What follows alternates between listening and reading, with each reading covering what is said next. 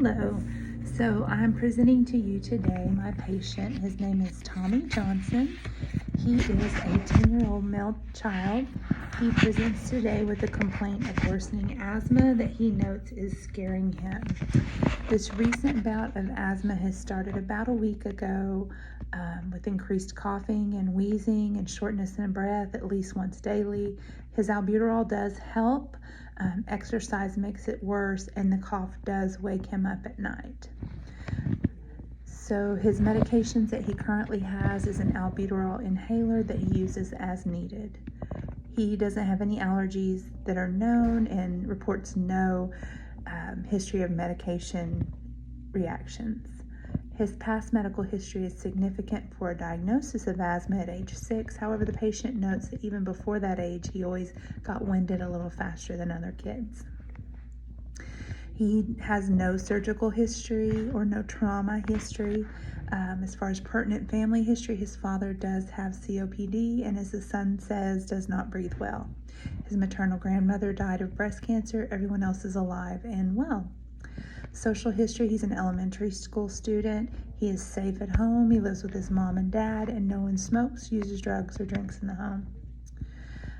Review of symptoms shows chest tightness.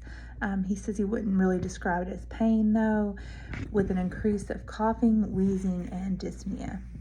His vital signs are he is 68 pounds, his height is 4'8", his BMI is 15.2, his pulse is 88, his respirations are 30 with no retractions, but he is at 92% for his O2 sats on room air.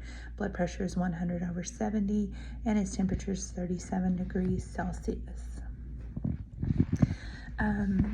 After examining him, my 3 differential diagnoses would be asthma, pneumonia, and bronchiolitis.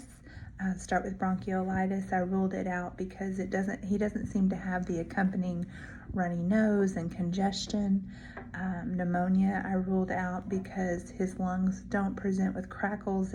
There's wheezing, and they sound more dry than wet, more obstructive than congestive.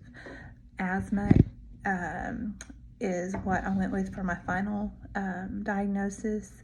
I would say he has moderate persistent asthma, and the treatment that I would choose at this time for medication, I'm going to continue to have him take his short-acting inhaler as needed as prescribed.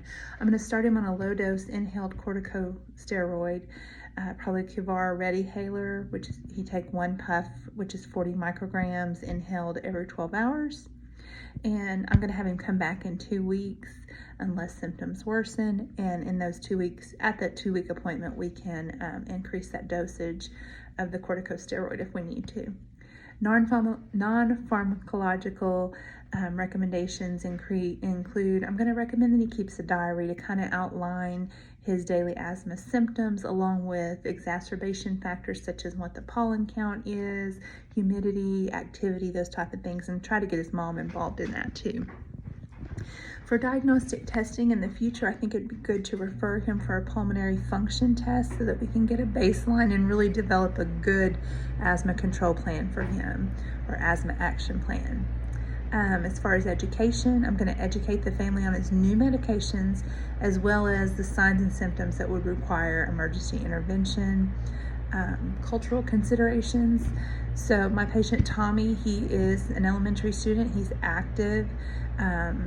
So we're going to review his asthma action plan to ensure that continuity of care between the medical provider, the family, and the school and sports officials, just make sure we're all on the same page.